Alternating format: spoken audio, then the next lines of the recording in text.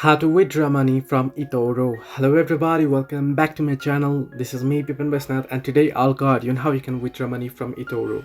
Now, after you have sold your stocks or crypto, once you sell on Etoro, to do so you'll have to close the trade. I've already made a separate video on it. You can check out my channel for it. Once you have done so, and once you have cash on your account and you want to withdraw it, you can simply head over to the wallet tab. At the bottom right corner you can see the wallet tab.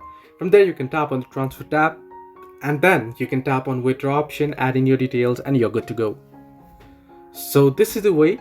So basically you'll have to head over to your wallet. From there you can tap on transfer. Now unfortunately I don't have any cash, so I won't be able to show you here. I haven't even verified my account, but that's it. You want to tap on transfer, and from here you'll find the withdraw option. Tap on withdraw. Here you can see the fee and available to withdraw. I don't have any available to withdraw, so it says sorry, but your account does not have sufficient funds to withdraw. But once you have sufficient funds, you'll be able to withdraw it from here.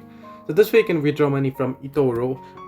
Hope this helped you. Do like and subscribe, and do not forget to leave a comment down below if you have any further issues.